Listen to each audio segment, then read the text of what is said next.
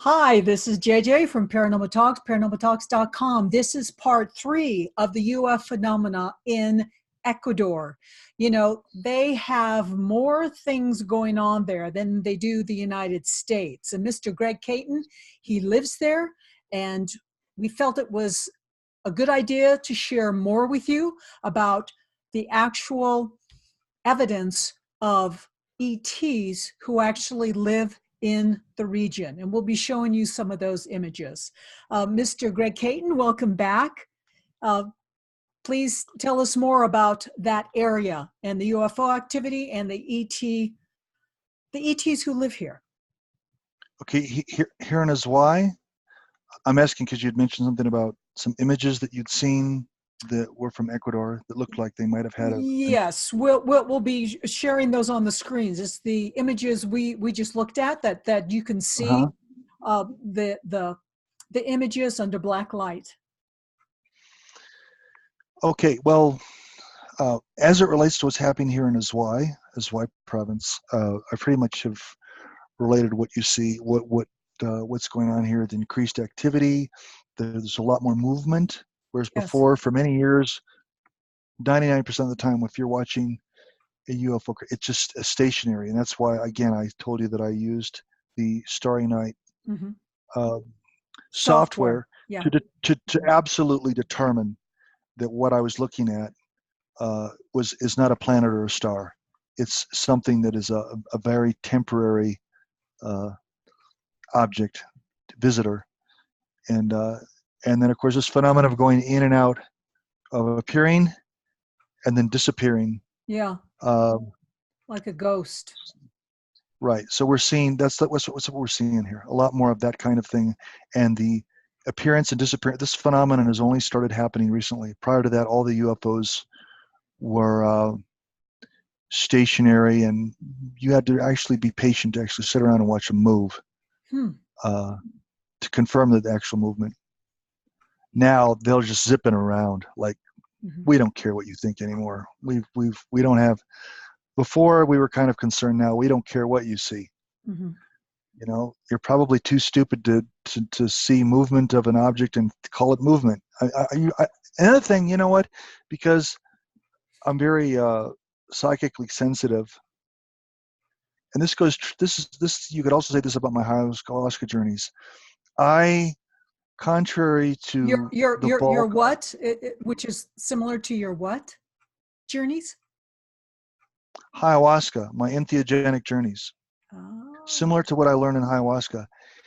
Contrary to what we're told about just how special we are, particularly in the theological traditions of the Abrahamic religions, I get the distinct impression that we're not regarded as being all that special or all that intelligent. I get the distinct impression,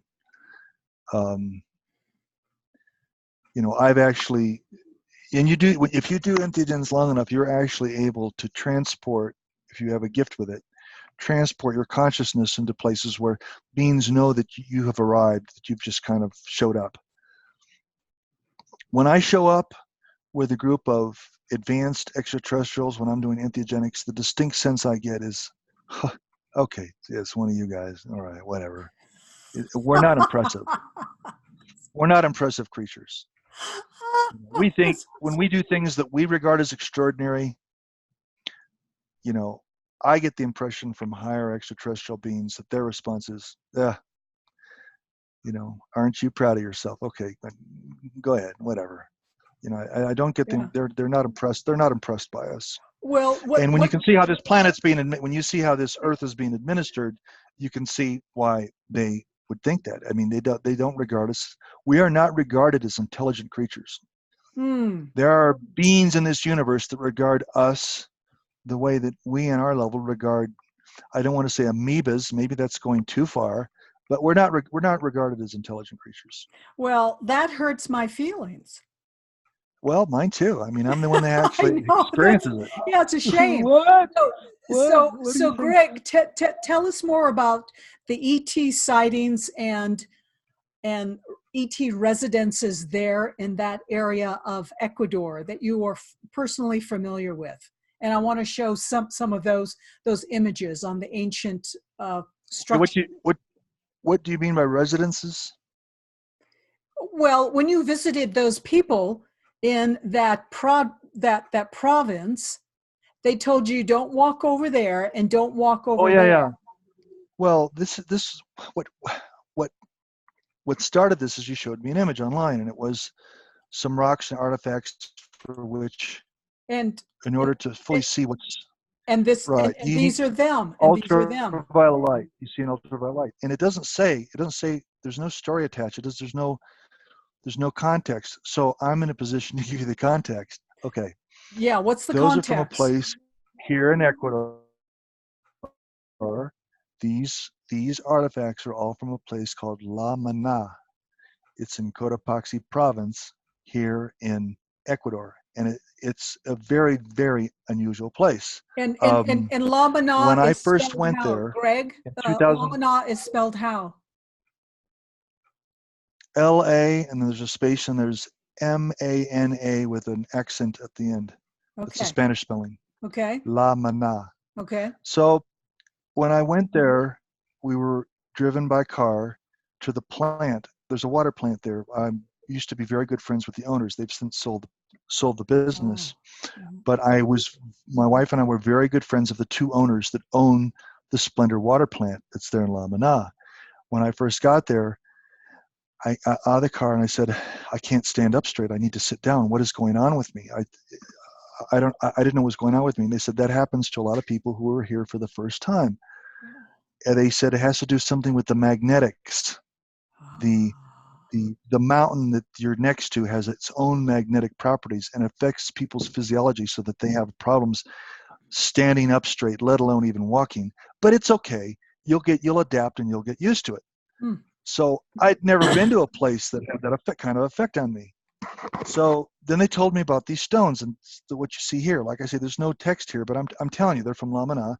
And uh, the reason the water plant is there is because the water there has an extraordinarily high level of gold and silver and other noble metals. Mm-hmm. Strangely, because they mine everywhere else here, nobody goes there to mine. And I asked about that. Well, if this place is so friggin' high in gold and silver and all that, seems to me, oh, here, my associate here is giving this to me. This is the bottle. You can only get this in Ecuador. You see what it says? It says Splendor. Well, it's Yes. backwards, at least how I see it. Yeah. Splendor. And on the sides, I'll translate this. It gives you the actual amount of gold, silver, calcium, potassium, and sodium and total metals. Free chloride 000. It's got none. But yeah, that's the heavy, the metals. I've never seen a bottle of water before where they say, let me tell you how many precious metals are in your water. And you can see that on the side. Now, of course, it's all in Spanish. Jeez. But there you go. Yeah, so this place is a very, very special place. And it says on here, it's actually in English. They put on English on the front. It says half the bottles in Spanish, half the bottles in English. It says world's finest living water from La Maná, Ecuador. Take a look at that. And you can't purchase that in the United States. Oh no. Well, maybe. I don't know with certainty. I've never heard of it being sold Huh. anywhere else, but maybe. I mean, maybe. But here, it's on all the markets here, and it's known for its high mineral content. Now, here's what's not spoken about publicly, and the only reason I know what I know is because I was friends with the owners of the water plant that's there in La Maná. Is they told me some very wild stories. I'm not telling you these stories attesting to their veracity because there's no way I can know unless I was there and this happened. There's no way that I can know. But I'm telling you that what was told to me, and I'm telling you the people that told me unto themselves truly believe it, and that they have observed extraterrestrial beings that look very humanoid coming out of the mountain and going back into the mountain as if they had the ability to to restructure matter. Like they could simply walk through matter. Like phase in and out, change their frequency, their Right. phase. And my friend, Move the in. late Dr. Neville Solomon, who'd also been there on his own, on a completely separate from myself, said that he had met with a family that, with the greatest solemnity that you can imagine, told them that they had a relative who went there, and this extraterrestrials come out of the mountain and say, "You are to stay away. Just get out. Get yourself. Get out." And he repeatedly came back because it was so. And one day he didn't come back. So, Oh dear. yeah, pretty serious stuff. So, I can tell you that the locals there, unless they know you, they won't talk about it. Again, I wouldn't even know these things if it weren't for the fact that I knew the plant owner, the owners. And when I went to La Maná, I actually stayed there in a house that was close to where all this stuff was going on. I mean, they not only owned the water plant, but they also had a house. I mean, I don't know how many hectares of land was included with it, but it had to be quite a substantial holding of the land. And they regard this place as, don't mess with the extraterrestrials. Just leave them alone. That's their attitude. Like, living in a place where you have Bengal tigers. They're in there. They're in the jungle. Just leave them alone. Okay, just leave them alone. And that's the attitude they have there. Okay, so we coexist with the extraterrestrials. They live in the earth. So these things are not Bigfoot. They're not hairy, big animals. No. Previous video, I was talking about this creature that comes out of the Cajas, Parque Nacional, and that's like a cross between Bigfoot and abominable snow. You hear and that's scary. These creatures appear far more like ourselves, humanoid, and they're not like, reptilian or some other ET thing. They look very much like ourselves, and basically it's like, look, this is our area. Over there, you do what you want to over there. Just stay away from us. Get away. Well, they don't want to mix with us or interbreed with us or do anything. It's just like, we're here, you're there. Just stay away. Well, they may not. Whatever. But can you tell us more about these symbols and what the natives told you? I don't know. I asked because one of them is very noticeable. You've got a pyramid there. Is it this one? That's exactly what you see in the dollar. But you have 13 levels of bricks, and then you have the all-seeing eye on the top. This one? And I said, I don't believe that. I think it was artificially created. It's just copying something off our dollar bill. And a local there told me this, said, "Man, are you ignorant?" I go, "Excuse me?" He said, "This was," and this is an Ecuadorian, he's talking to me in Spanish. He says, "This was known about by your forefounder, Benjamin Franklin. Benjamin Franklin knew all about this." I said, "Benjamin Franklin wasn't a traveler to South America. We would have known about this." He said, "Believe me, even back in those days, we had people that interacted with the colonies. He knew about this." Colonies? And it's from here. What do you mean colonies? The 13 colonies from the early days of the United States. Of the United States. He says, this is, your dollar, it's not like this is a copy of something that you Americans created. You copied something from someone else, just like this thing you call your U.S. Constitution. You just copied the Iroquois Confederation concept from the Iroquois Confederation. Most of the things, the Bill of Rights, the other things that are kind of, you think of as founding documents of the United States, again, it's like everything else. Just like the first medical pharmacopoeia of the United States is all this stuff we stole from the Indians. Well, this is just something else we stole. I mean, didn't have enough creative ideas of our own, so we need to just take them from other people and call them ours and claim ownership of things that we don't own. Must have really impressed us.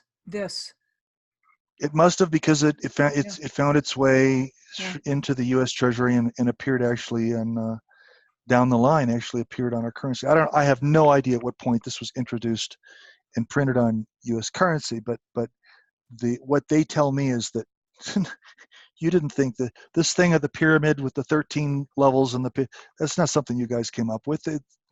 These artifacts are thousands of years old. How old is the United States? So this is before the official Freemasons, the officially named Freemasons. Right. Right. Yeah. These existed, and these are of only recent discovery, but apparently there are other copies of them. It's not like they find these artifacts and these are one of a kind. They're not one of a kind artifacts. Apparently there were others that were discovered here many, many years ago. Mm-hmm. At times here in Ecuador that predate not only the country of Ecuador, because as a country, as a recognized country, Ecuador has only been around since 1820. Yeah. Prior to that, this area was all called Gran Colombia. It incorporated the areas that we call Colombia and Ecuador and Peru. That's what this was before they created these artificial political boundaries. This was all Gran Colombia, Hmm. and the people that lived there, the indigenous that lived there prior to the Incas, were called the Shiti, and the Shiti coexisted later with the Incans and the Cañari and the other indigenous groups that we have here. But that whole area was the area of the Shiti. Hmm. Yeah. Okay. Okay. Well, we wanted to hear more about that since you're a local to these areas that have a lot of UFO activity, where we've seen the activity change, the sightings change, and there are artifacts still remaining in that They're area. above us and they're below us. This is important to understand. These other I'm talking about, they come out of the earth. They don't come out of the sky. They don't fly you. They come right out of the earth. And you know people who will actually speak to you and tell you the ETs do live in the earth here in Ecuador, probably other countries as well, from what I've learned. So look, I was saying this to you earlier. We had a war here. Ecuador was at war with its southern neighbor, Peru. That war happened. It has a name. I can't remember the name of that war, but it happened in 1996. The war between Ecuador and Peru. And I have a friend here that tells me that in the greatest solemnity, and she ought to know because she's very well connected with the leadership, the Ecuadorian leadership and the wealthy. And she told me that there's an island off the coast of Chile. This obviously in the Southern Pacific. There's an island off the coast of Chile that it's just humans are not allowed. Humans are not allowed there. It's like another one of these places where stay out. Like the dark side of the moon. Stay out. You crazy human, just stay out of here. You're not welcome here. And told me with the greatest solemnity that this group is well known to the Chilean government in Santiago, and used representatives of the Chilean government to go to actually travel to Quito and say, this little war you've got going, it ends now.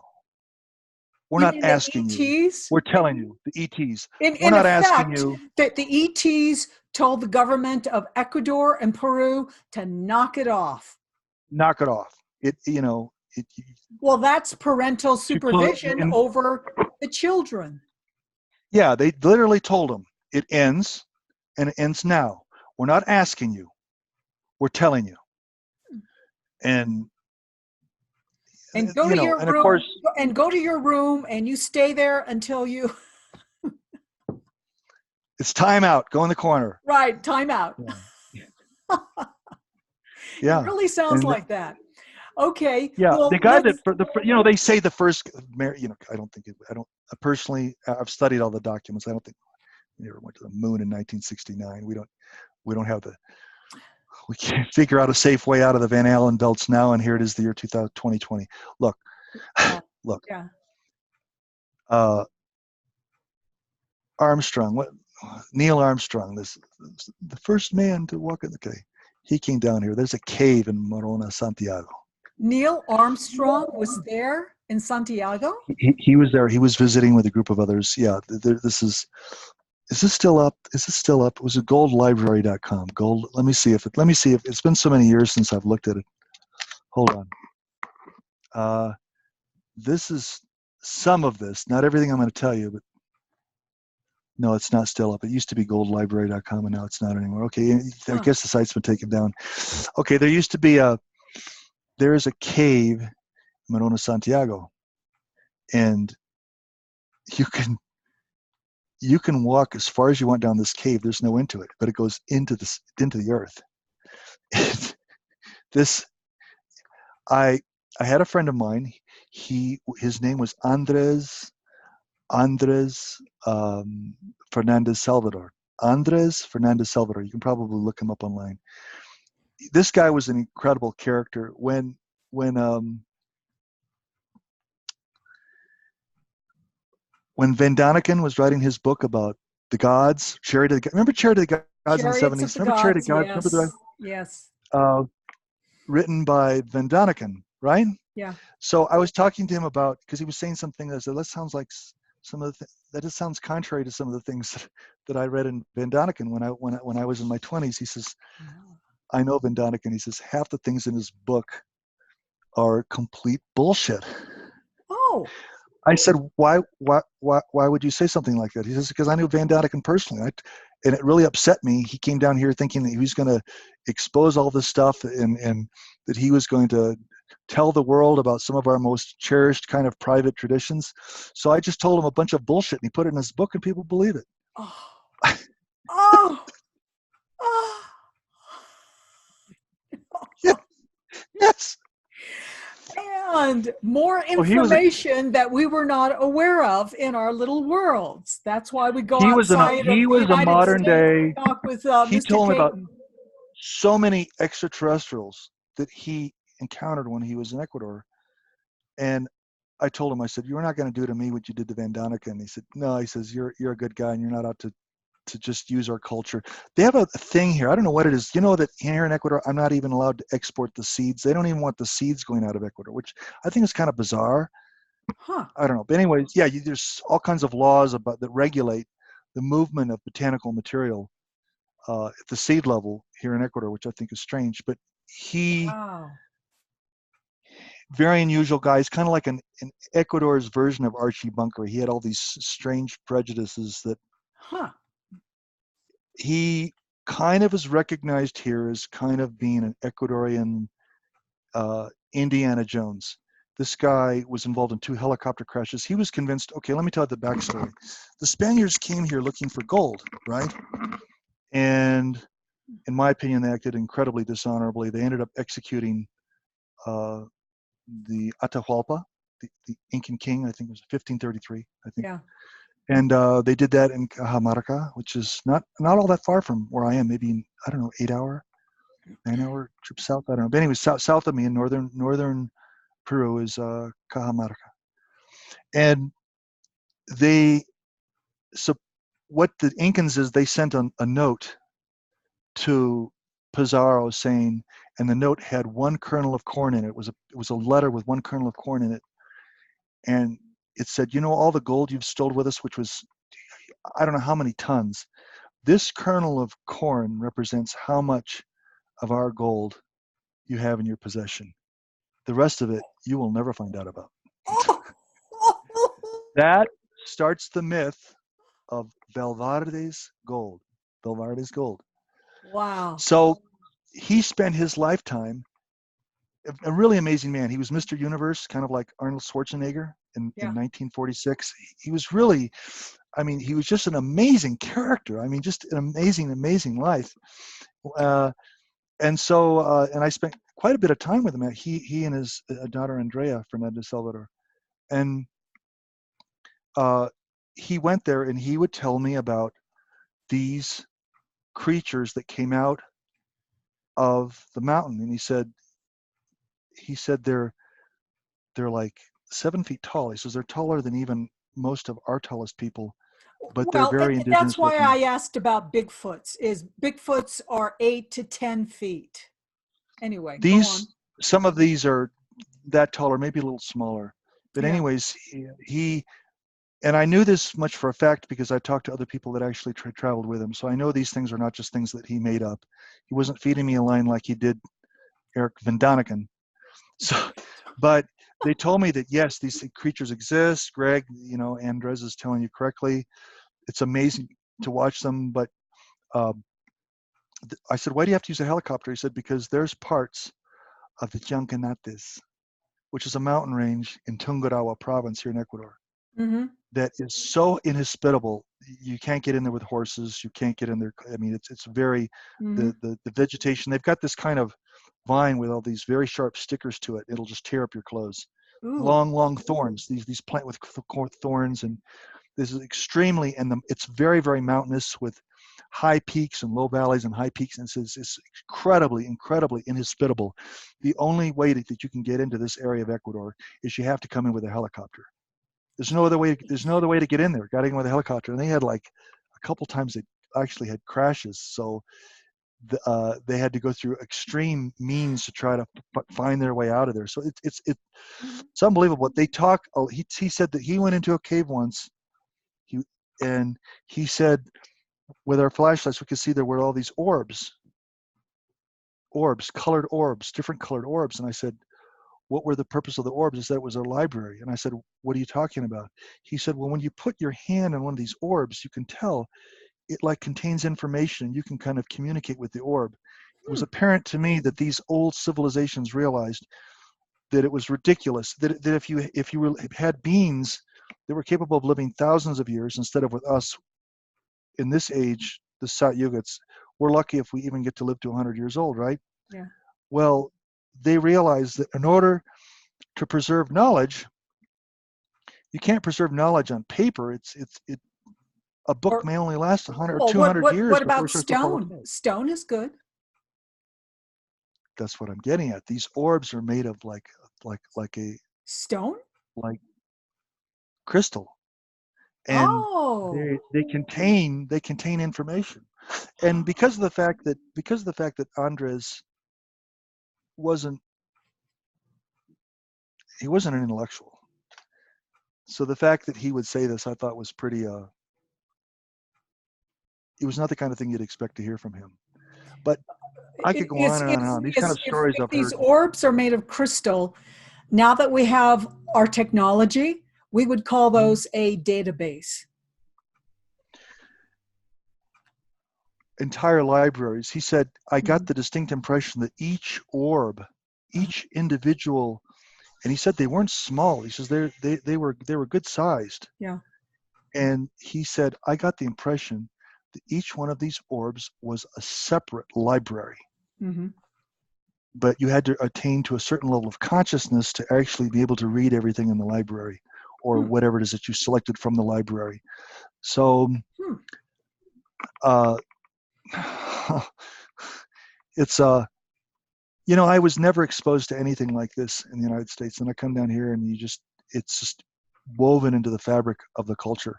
Mm-hmm. It's just woven into the culture, and they don't want to talk to outsiders. Nobody wants to say things about their culture, and the person who's receiving the information is go, well, there's a good explanation for this. You are a lunatic. Nobody wants to be treated that way. Oh, so over time, unless you're here and you know certain families, certain bloodlines, unless you know certain people, when you come out, you're not going to be exposed to this. But when you are, you realize that this is just not something to make public. And the only reason I'm willing to talk to you about it is because I know you have this close-knit group of people. This thing isn't going to go viral. You're never going to have 10 million hits on your YouTube for something like this. It's maybe only not a certain 10. number of people, 10 million people. It's something that is of only interest to certain people who are even in a position to kind of accept it. That's another reason I think we were talking earlier about these UFO craft. Now they're moving around. I just don't think they care anymore. It's like, you people are so dumb. It just doesn't matter. We're going to do what we want to do from now on. We're just taking the gloves off and we'll just do whatever we want because, you're not intelligent enough to know what's going on in the world around you anyways. Well, it sounds like it's time for that now. And it is time, and it is what it is. Who's going to stop them anyway, right? So let's, we need to wrap this up. So thank you so much, Greg, again for joining us. It's always wonderful hearing from you, and we look forward to hearing more from you in some of the new upcoming videos. Thank you much. Thank you for having me. Signing off from Ecuador to America. Talk to you later. And thank you, YouTube listeners. Please like us here in our videos, and there will be links to contact Mr. Greg Caton if you want to ask more questions about this ET and UFO activity in Ecuador. It is increasing. So thank you and goodbye. See ya.